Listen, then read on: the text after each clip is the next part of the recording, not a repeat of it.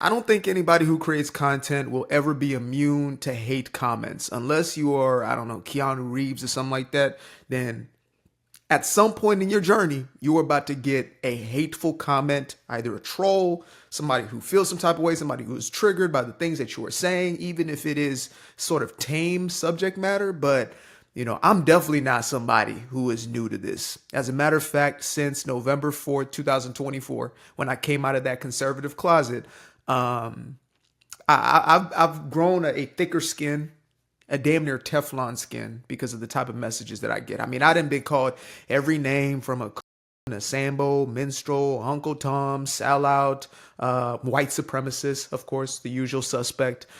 So I done been called every name. I done had threats on my life, but it is rare that I get a message like this one, which has everything. I'm talking about this is like the this is the Ultron, or this is better off Thanos. This is the final boss of hate comments. And it's not just a troll. This is an obvious person who has gone to watch my content, probably binged my content with just their hate seething. You're probably watching this video right now, seething right now that your message is or maybe this is what you wanted. I don't know. Some people, they just want to kind of send that hate your way in order to get some energy. But I wanted to get into this and then give my breakdown. So this is the meanest comment that I have received so far. And I'm going to really give my psychological analysis of this. So this individual says, "You are a corny ass ninja. You probably got bullied in school and now you hate black people. Broke. Making YouTube videos talking ish about your own people for pennies on the dollar." At least his grammar is correct. He has like really good punctuation throughout this, commas and like periods and stuff like that. When people are usually this riled up and this angry, their grammar just goes out the window. So this is pretty impressive so far. Let me see. Broke, making YouTube videos. Okay, pennies on the dollar. That's a critique, I guess, on YouTube. YouTube, would you like to pay dollars on the dollar? Maybe that will work. You are sad AF. I know your mother wished she would have aborted the pregnancy. Yeah, this is a really articulate guy. If you hate being black so much, go to a GAT store, buy you one. Okay, that's where our grammar goes out the window. We're now in Ebonics land, which is okay. I speak plenty of Ebonics. I'm fluent, actually. Go to a GAT store, buy you one, and put it to good use. End your suffering. 4 clown emojis. 4 clown emojis. Now, this is obviously an individual who is suffering from a deep psychosis that we call wokeness, otherwise known as the virus of the Western Democratic plantations, right? That's where it originates from. It originates from the Democratic plantation. So individuals who are still trapped in that environment, in those confines, they tend to contract this dis-ease, right? And that's what's going on here. That's kind of like baseline. But it's so interesting that there's a few things that really stood out to me. Because the type of content I create, especially the type he's talking about, or she, or whatever, what's the name? Joe Vaughn. Okay, so I'm guessing it's a dude. The type of commentary that is, it seems that there is the biggest problem with the holding people accountable, more specifically holding black folks accountable. Which to me, I believe in holding everybody accountable, starting with ourselves. My ethos, my overall belief system is that we are able to change the outcomes of our lives by making different personal decisions. It's that simple. That's my actual message, right? Everything else is to get to that message. So the thing in the way of that message, in more cases than not, is the perpetual victimhood, right? It's the blame it on racism, blame it on sexism, misogyny, homophobia, transphobia, etc.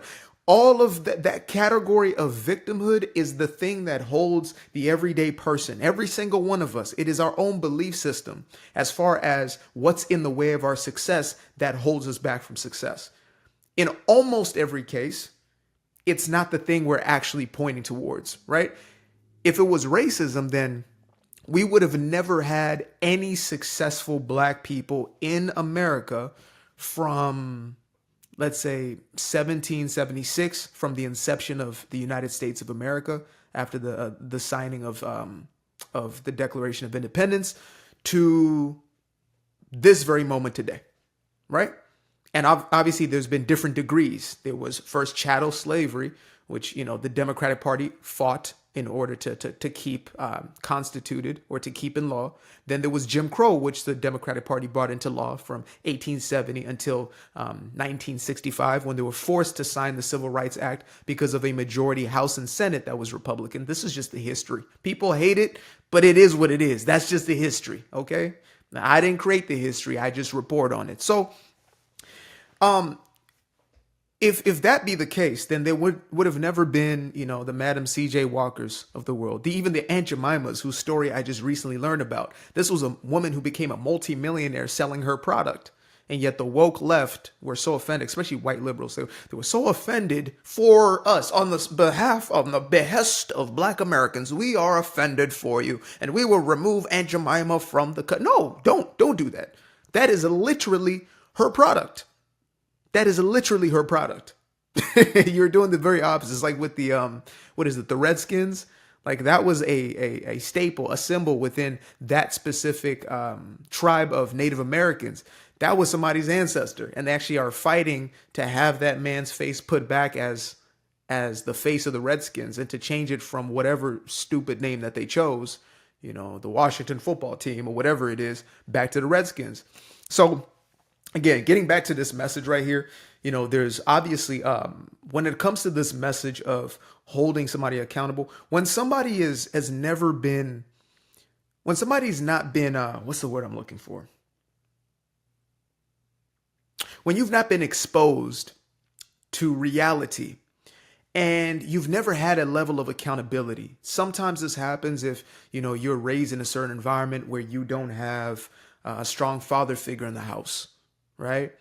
Or maybe you have a father, but he is not the greatest disciplinarian. And I'm not talking about whooping your kid. I'm talking about somebody who can communicate to you the difference between right and wrong and to correct your path. When you don't have that, you're not used to getting any level of correction. You will take it as offense. You will be triggered off of something that is helpful to you. It's like you could be a drug addict who is literally ruining your life. And if somebody steps in and says you're ruining your life, you'll think that person is judgmental. And I know this because I actually became exactly that when I was a youngster. I became hooked to dope, selling dope, the whole nines. Lost 3 of my best friends to ODs. One of them is in and out of jail, right? So I'm the only one who came out of that space. But when I was in there, I believe that the people who were telling me to stop doing what I was doing were judging me, and, they were the enemy. So that's why I understand this level of psychosis, this level of mental illness taking place here. Is this individual, as articulate as they may be, they're stuck in this loop where they are attacking the very person who may actually be the person to help them save themselves, because we can't save anybody, right? We're only able to help somebody help themselves. So this type of individual is in a headspace where they're seeing the enemy as somebody who's trying to help, and vice versa. That's a deep, deep level of conditioning. And that's what the woke mindset does. It has you unable. It's like, why has Candace Owens gotten some of the most backlash within the entire black community? She's got more backlash than the drug dealers who are pushing the dope and poisoning their own neighborhood, than the jacker boys who are, taking lives of their own people, literally taking lives of their own people. She's gotten more hatred than the rappers who are promoting the lifestyle and pushing it globally and having people accept it and normalize this type of ratchet behavior. And yet her, as somebody who's saying, hey guys, you know what? Maybe it's not racism my biggest problem. Maybe it's culture. Maybe we need to do something different. She gets more hatred towards her. And I've started to experience that myself the more I've just been speaking out. Right. And I realize more and more to say, oh, it's obviously programming, it's conditioning, like it's the wiring. But what is that wiring? Well, the wiring is your enemy is your friend is your enemy. So the person who is enabling you in the behavior, right? You poor thing, these terrible injustices. These are the race hustlers, the white liberals, whoever's benefiting off of that individual is actually your enemy.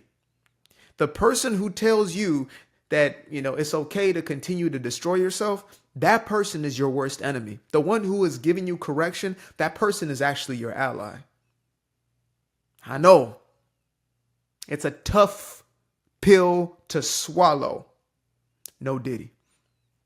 So let me go through this one more time. So there is an aspect here. He speaks of, you probably got bullied, broke, making YouTube videos. That part actually got me. I was like, oh shit, you watching my YouTube? Because they messaged me on Instagram. So I was like, oh, you went through my YouTube videos, went to look for me on IG, to send me the message on IG. Like, there's people who get obsessed in a very strange way. It's like they're obsessed through their hatred and their vitriol, but they continue to watch.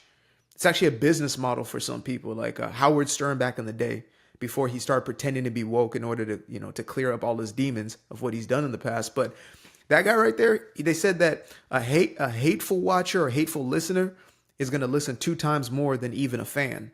And so I guess that's a thing. I don't do it to rage bait and nothing like that. I'm just speaking common sense, really. But, those tend to be the outcomes with these types of mentally disturbed individuals. You are one corny ass nigga, blah, blah, blah. You probably got bullied in school. And that's an interesting one right there. The irony is actually that the reason I can speak in the way that I do is because I got caught up in the very same lifestyle. So I never was a bully. I'll be honest. I never was that. Never, ever, ever was well, it depends, I guess, who you talk to and in what measure. But I never went out of my way to bully nobody. But I did get caught up in some stuff that wasn't really aligned with who I was. I was pretending, but I got caught up in it nevertheless. And I got caught up with individuals who were, really about that life and whatnot. Thankfully, I was able to leave that lifestyle at 19. So, moving around, selling dope, doing this. You know what I mean? Statute of limitation. It's been more than 10 years now, so I can speak on it. Yeah. Hustling. Getting hooked to the very same substances that I was selling and things of that nature. And for me to see the people around me dropping like flies, it lights a fire under me that, nobody can extinguish, because I see where this life leads. I know exactly how this story ends every single time. Every single time. And so, these types of things actually, they encourage me as, this to the regular everyday person who doesn't, have a life somewhat in the public. In this aspect, I create content for a living. You might see something like this and think to yourself, oh my God, that's so terrible. That's this, that's that. But this is what happens when you speak truth to somebody who is in love with the lie. And unfortunately, there is a large group of individuals, a lot of which look just like me as far as, their level of melanin, their complexion, black folk, who are so hung up on the lie. They are so caught up in the lie. They're so in love with the deceit. You understand me? And when I speak of deceit, I'm not talking about some ethereal thing that's out there. Lyndon Baines Johnson, 1965, forced to sign that paperwork, and all of a sudden he changes his tune overnight from being, a very well-known racist within the government who tried to filibuster every bill that came his way that was for black rights, was all of a sudden a man who was enlightened and, standing for black folks' rights, etc. And he was, as a master manipulator and a staunch racist, he just found a new formula on how to finesse. And what he did was create incentivized programs in order to keep black folk reliant on big government. It's a trick as old as a trade itself, right? Trick as old as politics. But I think he did it in a way that we have never seen before, because the effects of it, like what we see in the long run, having a community who was so upright, who was so morally centered, who was so conservative in their value system, who was so entrepreneurial, who was so family based, throughout Jim Crow, to see outside of segregation, outside of the true systemic racism, and to see them worse off than ever before. That's crazy. There is no accident in that. That is an intentional agenda, if you put it that way. It's intentional. The only way you can get from morally upright individuals to those who are now in love with the degeneracy is by doing something continuously, sending certain signals or messages to that subconscious brain 1 generation, 2 generation, 3 generation, 4. And now we end up in a place where individuals think these are their own actual ideas. They don't even know the basic history. Just like simple history of, do you even know how we got here and who was involved in that process? And so you have this individual who is basically, it's like the Dr. Godside, he says, this is the parasitic mind. This type of mentality, the woke ideology, is like a parasite in the mind. You know, this fixation on it's racism, systemic racism, and colonization and institutions and all these things out to get me. It consumes your mind like a parasite, starts thinking for you, starts feeling for you, starts acting for you.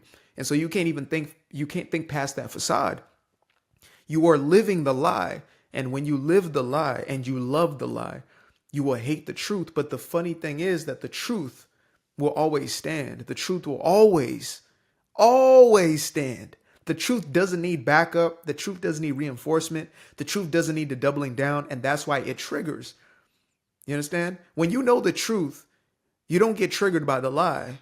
You laugh at the lie. You call the lie out, but it doesn't lead you to pop off in the way that we've seen, you know, a lot of these leftist or left ideologues. Some of them might not consider themselves liberals or lefties or woke, but they don't even know that they're playing out that Marxist script. That's exactly what that is, right?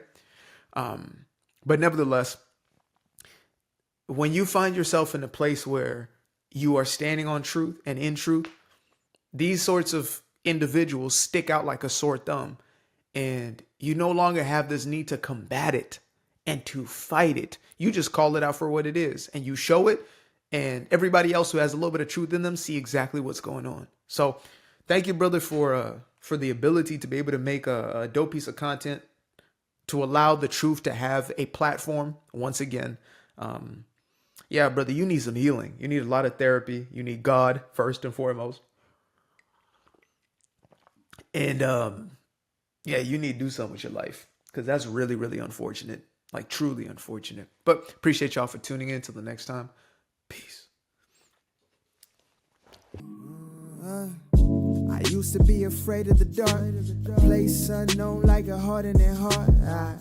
I used to see my life in the bar. Now the kids unchained, every shackle is lost. 2 steps in the moonlight, 2 step in the daytime. You just know when it feel right. You got a feeling the time's not. See you through those shades that I just threw on.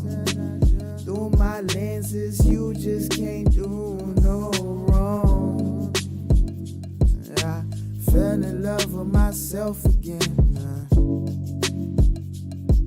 I fell in love with myself. I fell in love with the sunshine. I fell in love with the light. I fell in love with the full moon. I fell in love with the night.